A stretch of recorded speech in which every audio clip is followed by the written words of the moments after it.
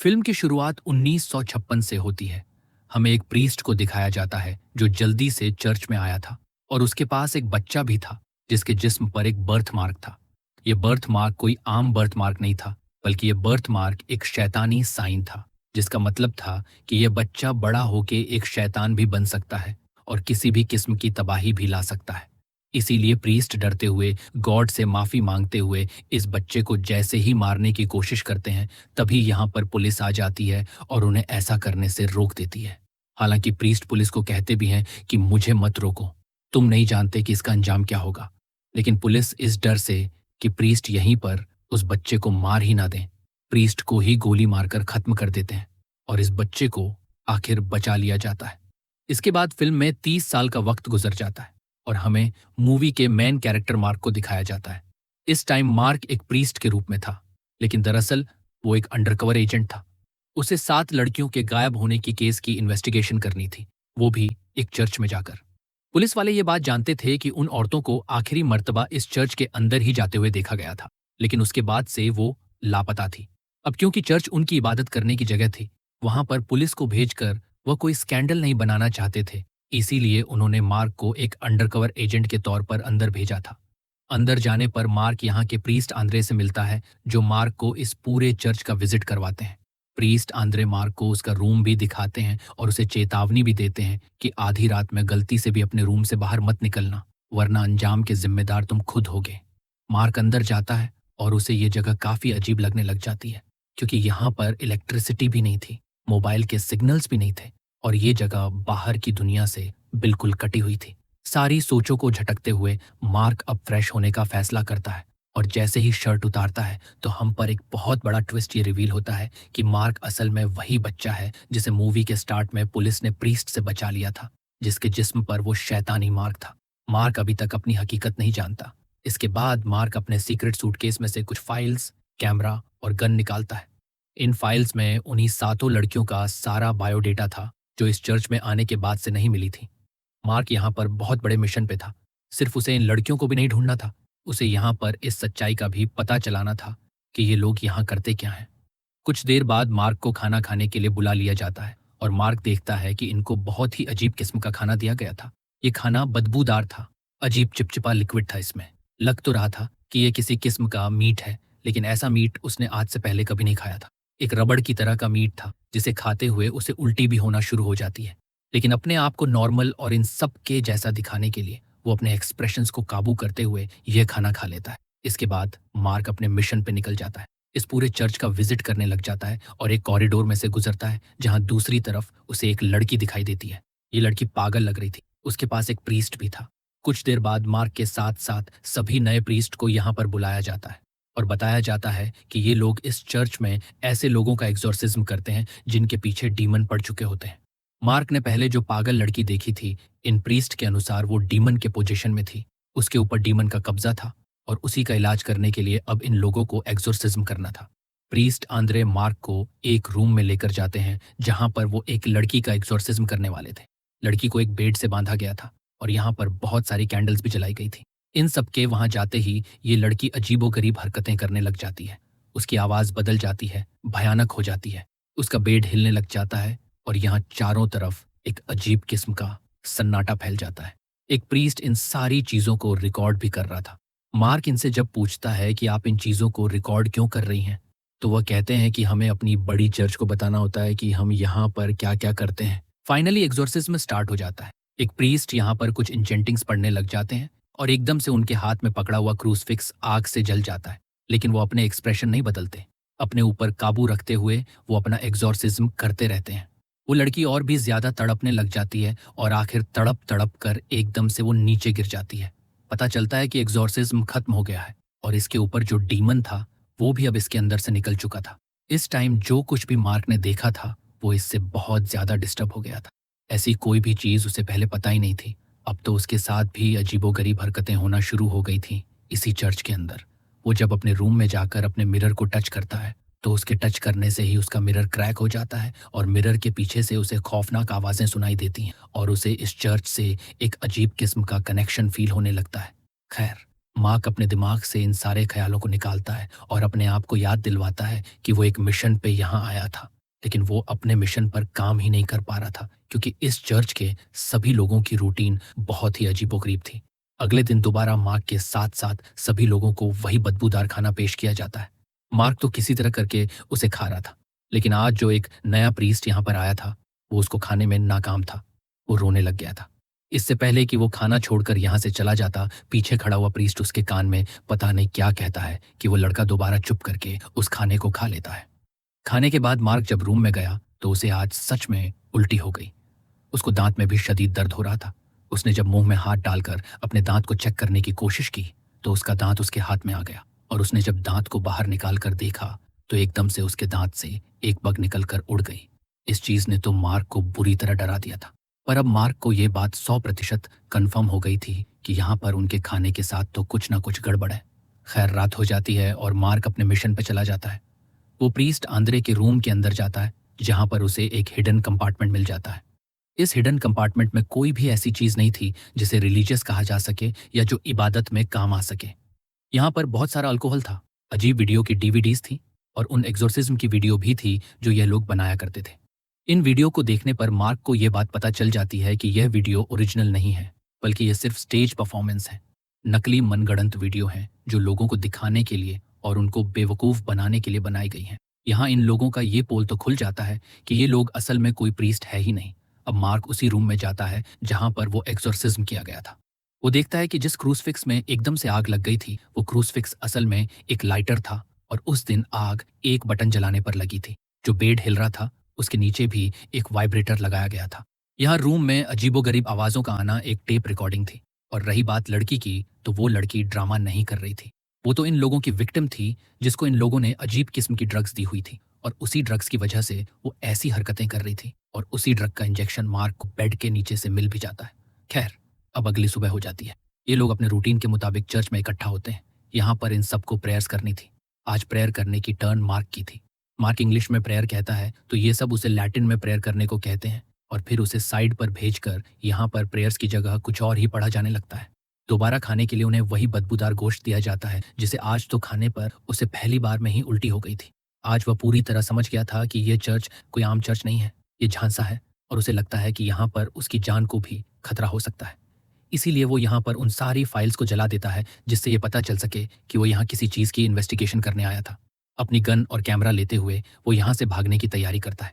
इससे पहले कि वो निकल जाता, वो देखता है कि कुछ प्रीस्ट यहाँ पर एक कब्र बना रहे थे। ये उसी लड़की की कब्र थी जिसका इन्होंने पिछले दिन एक फेक एग्जॉर्सिज्म किया था। ये सीन मार्क को बाहर जाने से रोक देते हैं और अब वह फैसला कर लेता है कि वह इन सारी चीज़ों के पीछे का सच जानकर ही रहेगा। वह अब उसी एरिया में जाता है जहाँ पर उन पागल लोगों को रखा गया था। यहाँ पर एक प्रीस्ट उसे ये खबर देता है कि यहाँ सभी लोगों को मालूम है कि मार्क यहाँ पर किसी चीज़ की इन्वेस्टिगेशन करने के लिए आया है। ये प्रीस्ट उसे बताता है कि मैं जान गया हूँ कि तुम यहाँ से भागने की अब कोशिश करोगे, लेकिन यहाँ से भागना इतना भी आसान नहीं, क्योंकि मैं भी यहाँ पर तुम्हारी ही तरह इन लोगों की बातों के झांसों में आ गया था। लेकिन फिर मैंने यहाँ से बहुत भागने की कोशिश की, लेकिन आज तक भाग नहीं पाया। अब जब मार्क देखता है कि ये आदमी उसके साथ हमदर्द है और उसके बारे में इतना कुछ जानता है, तो मार्क खुद भी उसे अपनी सारी सच्चाई बताने लग जाता है। वो बताता है कि मैं पॉलिश पुलिस का एजेंट हूँ। यहाँ पर इसलिए आया था क्योंकि यहाँ से 7 लड़कियां गायब हुई थीं और उनमें से एक लड़की वो भी थी जिसका एग्जॉर्सिज्म आप लोगों ने मेरे सामने किया और उसे मार दिया।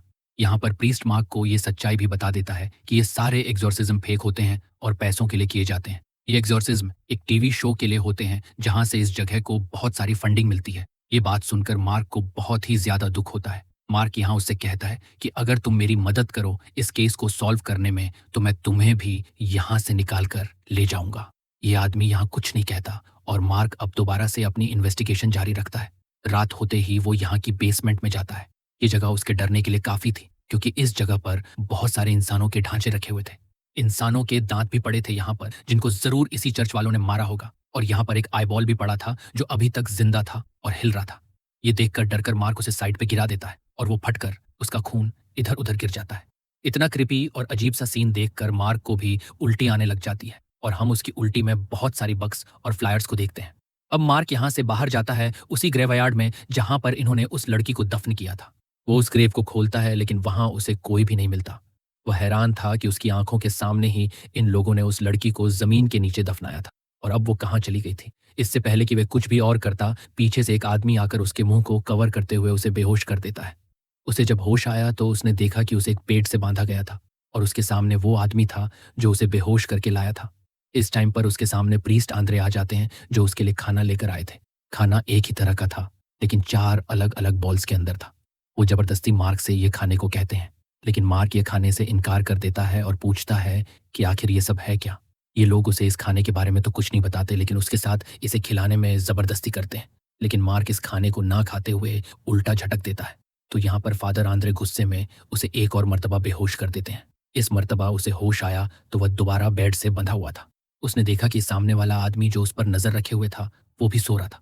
तो मौका का फायदा उठाते हुए उसने अपने आप को छुड़वा लिया, अपने पाँव में छुपाई हुई गन निकाली और यहाँ पर उस आदमी से लड़ने लग गया जो उसके ऊपर नजर रख रहा था। इनकी फाइट काफी अच्छी चली और आखिर मार्क जीत गया और उसे शूट करके मारने में कामयाब हो गया। जिसके बाद वो गया यहाँ के किचन के अंदर ये जानने के लिए कि वो खाना क्या है जो आखिर इसे खिलाया जा रहा था, और किचन का हाल देखकर वो शॉक रह गया, क्योंकि जैसा सोच रहा था हकीकत उससे भी कहीं ज्यादा खौफनाक थी। उसे असल में उन्हें लड़कियों का गोश्त खिलाया जा रहा था, जिन लड़कियों को यहाँ एक्सोर्सिज्म के नाम पर मार दिया गया। इतने में पीछे से अब दोबारा वही प्रीस्ट यहाँ आ जाता है, जो पहले भी मार्क के साथ काफी अच्छा था। वो उसे हकीकत बताता है कि तुम यहाँ पर उन 7 औरतों का गोश्त खा रहे थे जिन्होंने अपनी जिंदगी में सबसे ज्यादा बुरे काम किए हैं। तुम्हारे साथ हमें भी यही गोश्त खिलाया जा रहा है। ये बातें सुनकर मार्क डर जाता है, और अब इसी आदमी को गन पॉइंट पर लेते हुए वो कहता है कि मुझे इस चर्च की लाइब्रेरी के अंदर लेकर जाओ। इस आदमी को मार्क की बात माननी पड़ी, और अब वो मार्क को एक बुक दिखाता है जिसमें इस चर्च के बारे में लिखा हुआ था। और यहाँ से मार्क को एक सबसे बड़ी हकीकत पता चलती है कि यह चर्च एक चर्च थी ही नहीं। ये लोग तो किसी कल्ट का हिस्सा थे और इस बुक को फॉलो करते थे, जो बुक डीमंस पर लिखी गई थी। इसके अंदर लिखा गया था कि हर 800 साल बाद एक डेमोनिक बच्चा पैदा होता है, जिसके जिस्म पर एक खास किस्म का निशान होता है, जैसा निशान मार्क की भी बॉडी पर था। अगर उस बच्चे को 7 ऐसी औरतों का गोश्त खिला दिया जाए जिन्होंने बहुत ज्यादा बुरे काम किए हों, और फिर एक मासूम लड़की का खून पिला दिया जाए, तो वह बच्चा आखिर एक डीमन बन जाता है, एक शैतान बन जाता है, और यहाँ से उसकी शैतानी जिंदगी का एक नया मोड़ शुरू हो जाता है। ये सब पढ़ने के बाद मार्क और ये आदमी डिसाइड करते हैं कि वो फौरन यहाँ से भाग जाएंगे। तभी ये आदमी मार्क से कहता है कि मुझे यहाँ की एक सीक्रेट अंडरग्राउंड टनल के बारे में पता है, जहाँ से मैंने भी भागने की कोशिश की थी, लेकिन मैं तो पकड़ा गया था। पर तुम हिम्मत वाले हो, मुझे लगता है कि तुम्हारे साथ मैं उस टनल के जरिए यहाँ से बाहर निकल जाऊंगा। मार्क को अब इसकी बातों पर यकीन तो नहीं आ रहा था, क्योंकि आखिर था तो वह भी इसी इंस्टीट्यूट का हिस्सा। तो फिर ये आदमी अपनी एक कमर मार्क को दिखाता है जहां पर कोड़ों से मारे जाने के निशान थे। वो बताता है कि मैंने जब भागने की कोशिश की थी, उसकी सजा के तौर पर ये कोड़े मुझे मारे गए थे। ये सब देखने के बाद मार्क को उसकी सच्चाई पर यकीन आने लगा, और मार्क ने उसके साथ जाने का फैसला कर लिया। मार्क उसका पीछा करते करते अब उस सीक्रेट टनल में भी पहुंच जाता है। ये टनल काफी लंबी थी, जहां ये लोग लैंप लेकर चल रहे थे, और टनल के एंड पर ये लोग एक अजीब सी ही जगह पर पहुंच जाते हैं, जहां पर यहां से बाहर निकलने का तो कोई रास्ता नहीं था, बल्कि एक नया ही डेमोनिक सा सेटअप लगाया गया था यहाँ पर। और यह आदमी असल में मार्क को ट्रैप करने के लिए ही था। उसका मिशन था हमदर्दी दिखाते हुए मार्क को यहाँ पर लेकर आना। उससे पहले कि मार्क कुछ सोच पाता या यहाँ से जा पाता, उसे बेहोश कर दिया जाता है। यहाँ पर हम सभी लोगों को रेड कलर के गाउन्स में देखते हैं। मार्क को जब होश आता है तो वह देखता है कि उसे एक दरख्त से लटका दिया गया था और उसके हाथों को खींचकर बांधा गया था। उसके मुंह पर भी अब कपड़ा बांध दिया गया था। प्रीस्ट आंद्रे और सभी लोग अब मार्क को वो सच्चाई बताते हैं जो उसने सोची भी नहीं थी। मार्क का एक केस की इन्वेस्टिगेशन के लिए यहाँ आना तक प्लान था। ये सब जो कुछ हुआ, जो कुछ मार्क ने देखा, वो वही देखा जो इन लोगों ने चाहा। वह बताते हैं कि हमने सदियों इंतजार किया उस बच्चे का, जिसके जिस्म पर यह निशान हो और जो चांद ग्रहण के वक्त पैदा हुआ हो, क्योंकि ऐसा बच्चा एक इंसान नहीं बल्कि पैदाइशी शैतान होता है। आंद्रे बताता है कि इस टाइम उसे जिस पत्थर पर रखा गया है उसके नीचे एक कुआं है, और वो कुआं असल में जहन्नुम का दरवाजा है, जिसे ये लोग सालों से प्रोटेक्ट करते आ रहे हैं। वो बताता है कि हम प्रीस्ट नहीं हैं और ना ही खुदा को मानते हैं। हमारा आता शैतान है और हम उसके गुलाम, और मार्क को खास चुना गया है उनके लिए। अब ये लोग अपना रिचुअल शुरू करते हैं। मार्क के सामने एक बेचारी मासूम सी लड़की को लाया जाता है और उसका गला काटकर उसके खून के प्याले भर लिए जाते हैं, जिन प्यालों में से एक एक करके ये सभी लोग एक एक घूंट लेते हैं, जिसके बाद जबरदस्ती मार्क के मुंह में ये खून डाल दिया जाता है, और तब तक उसका मुंह ये लोग ऊपर करके रखते हैं जब तक मार्क इसको निगल ना ले। अब मार्क का डीमन बनने का प्रोसेस शुरू हो चुका था। 7 बुरी लड़कियों का गोश्त तो उसे पहले ही खिला दिया गया था। अब इनोसेंट लड़की का खून पीते ही उसे भयानक मॉन्स्टर में बदल जाना चाहिए था। ये सभी लोग इसी इंतजार में थे कि कब वो एक डीमन में बदलेगा। ये लोग कुछ मंत्र भी पढ़ रहे थे जिससे शैतानी बोवेस जल्दी से मार्क के अंदर आ जाए। आखिर इनके मंत्र भी खत्म हो जाते हैं और जब ये लोग पीछे मुड़कर देखते हैं तो वहां कुछ भी नहीं बदला था। मार्क वैसे का वैसा ही था और मार्क इन्हें देखकर पागलों की तरह हंसने लगता है और कहता है, कैसी पुरानी घसी पीटी बातों पे यकीन करते हो यार, ऐसे भी भला कोई शैतान बना है। ये सब लोग भी पैनिक होने लगे थे। सदियों का इंतजार, इतने लोगों की बलि और मेहनत, इनका तो सब साया जा रहा था। अभी एक और बड़ा मसला भी था। मार्क एक बहुत ही बड़ा एजेंट था। उसने कई हफ्तों से रिपोर्ट नहीं की थी और अब इन्हें खबर मिली थी कि पुलिस मार्क के बारे में भी इन्वेस्टिगेशन करने लगी है। किसी भी वक्त पुलिस यहां आ जाएगी और जब सबूत देखने लगेगी तो इनकी चर्च का यह सारा सच खुल जाएगा और मार्क का पता नहीं क्या बनेगा। इसीलिए वह यह रिचुअल वाली बुक को पढ़ते हुए डिसाइड करते हैं कि ये सब मार्क को ही मार देंगे और फिर उसे हेल के दरवाजे में फेंक देंगे जो अभी तक सदियों से बंद है। एक बंदा जब मार्क को ट्रैप करके लाया था, इस रिचुअल के फेल होने पर उसे आंद्रे पर बहुत ही ज्यादा गुस्सा आता है क्योंकि उसे अब मार्क की बातें ठीक लगने लगी थी कि ऐसे कोई शैतान नहीं बनता और इन्होंने इस आंद्रे पर एतबार करके अपनी पूरी लाइफ बर्बाद कर ली। इसी गुस्से में वह एक पिल्लो उसके मुंह पर रखते हुए उसे मार देता है और सबसे झूठ कह देता है कि ज्यादा शराब पीने की वजह से आंद्रे की यानी इनके लीडर की मौत हो गई है। दूसरी तरफ कल्ट के लोग उन लोगों की लाशें जला रहे थे जिनका मर्डर इन्होंने शैतान को सैक्रिफाइस देने के नाम पर किया था। सीन दोबारा आंद्रे को दिखाया जाता है जिसकी आंखें भी किसी ने बंद नहीं की थी। सभी उसकी मौत का तमाशा देख रहे थे और अचानक से उसकी आंखों के सामने यहाँ पर एक क्रूसफिक्स उल्टा हो जाता है, जिसके बाद एक मक्खी उसके जिस्म पर बैठकर उस कुएं की तरफ जाती है जिसको यह हेल का दरवाजा कह रहे थे, जहां इन्होंने मार्क को फेंक दिया था। वो मक्खी मार्क की बॉडी में चली जाती है। उसकी मरी हुई बॉडी को झटका लगता है और यहाँ एकदम से उसकी आंख खुल जाती है। अब उसकी बॉडी अजीब तरह से मुड़ने भी लगी थी। उसकी बॉडी के हिस्से बदलने लगे थे। उसके मुंह पर बड़ी बड़ी वेंस आ गई थी और पूरा मुंह नीला पड़ चुका था और यह सब तो अब कोई नोट ही नहीं कर रहा था। सीन कट होकर हमें आंद्रे के फ्यूनरल को दिखाया जाता है, जिसे जो बंदा कर रहा था एकदम से उसकी बॉडी हवा में लटक जाती है। उसका सर फटकर उसमें से मक्खियां निकलती हैं और देखते ही देखते पूरी बॉडी उसकी मक्खियां बनकर उड़ जाती हैं और वो मर जाता है। और तब यहाँ पर एंट्री करता है असल डीमन यानी मार्क, जो पूरा अब डीमन बन गया था। इनका रिचुअल गलत नहीं था, बस ये इंतजार ना कर पाए। मार्क को देखकर जितने भी लोग डरकर यहाँ से भागने की कोशिश करते हैं वह सबको उल्टा लटका देता है, उल्टे क्रूसफिक्स की तरह। जिसके बाद हमें बाहर का माहौल दिखाया जाता है जहां अब काले बादल छा चुके थे और साफ जाहिर था कि अब दुनिया को इस शैतान की तबाही से रोका नहीं जा सकता। और बस यही सब दिखाते हुए ये मूवी यहाँ पर खत्म हो जाती।